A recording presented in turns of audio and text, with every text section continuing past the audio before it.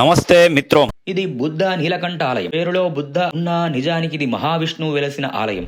బుద్ధ నీలకంఠ అంటే పురాతన నీలపు రంగు విగ్రహం అని అర్థం. ఇది నేపాల్లోని ఖాట్మండు లోయలో ఉంది. ఈ ఆలయంలో త్రిమూర్తులలో ఒకడైన శ్రీ మహావిష్ణువు ఆదిశేషుడి పైన శయనమూర్తిగా మనకు దర్శనమిస్తారు. ఇక్కడున్న విష్ణుమూర్తి విగ్రహం 5 మీటర్ల పొడవైన రాతిలో చెక్కి ఉంది. సహజంగా విష్ణువు శయనమూర్తిగా ఒక పక్కకు తిరిగి పడుకొని ఉండే మూర్తుల్ని మనం చూస్తూ ఉంటాం. ఇక్కడ మాత్రం స్వామి వెల్లకిలా పడుకొని నింగి వైపు చూస్తుంటాడు.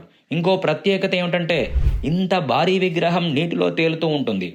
భక్తులతో పాటు పరిశోధకుల్ని విశేషంగా ఆకర్షిస్తున్న ఈ విగ్రహం 1957లో జరిపిన అధ్యయనం ప్రకారం 1300 సంవత్సరాల నుంచి నీటిలో తేలుతోంది.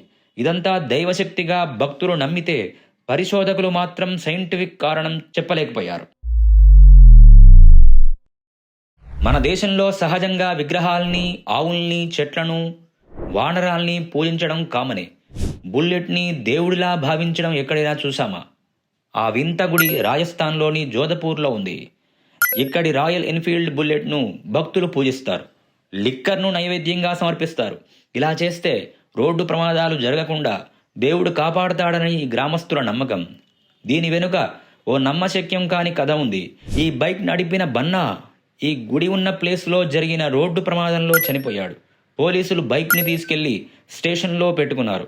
అయితే తెల్లారేసరికి ఈ బైక్ తిరిగి ప్రమాదం జరిగిన ప్లేస్లో కనిపించింది. షాక్ అయిన పోలీసులు మళ్ళీ బైక్ని తీసుకెళ్లి ఈసారి గొలుసులతో కట్టేశారు. అయినా అంతే, నెక్స్ట్ డే ఈ బైక్ ప్రమాదం జరిగిన ప్లేస్లోనే ఉంది. ఇలా చాలాసార్లు జరగడంతో విసుగొచ్చిన పోలీసులు దీన్ని ఇక్కడే వదిలేశారట. జనం ఈ బైక్ని పూజిస్తూ బుల్లెట్ బాబా గుడి కట్టేశారు. సైన్స్ కారణం చెప్పలేకపోయిన మరో విశేషం ఓ బండరాయి.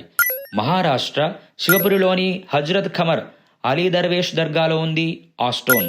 ముంబైకి 16 కిలోమీటర్ల దూరంలో పూణే శివార్లో ఆ దర్గా ఉంది. దానికి ఏ ప్రత్యేకత లేదు గాని అక్కడున్న రాయి మాత్రం ప్రపంచ గుర్తింపు పొందింది. కారణం దానితో ముడిపడి ఉన్న అంతుబట్టని మిస్టరీయే. 90 కేజీల ఆ రాయిని ఒకవైపు పట్టుకొని ఎత్తడం ఎవరి వల్ల కావట్లేదు.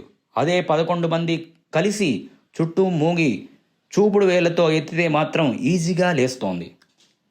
ఇలా ఎందుకో సైంటిస్టులు చెప్పలేకపోయారు. ఓ సాధువు ఇచ్చిన వరం వల్లే ఇలా జరుగుతోందని స్థానికుల నమ్మకం. కొన్ని విషయాల్ని నమ్మాలో వద్దో కూడా అర్థం కాదు. ఇది అలాంటిదే.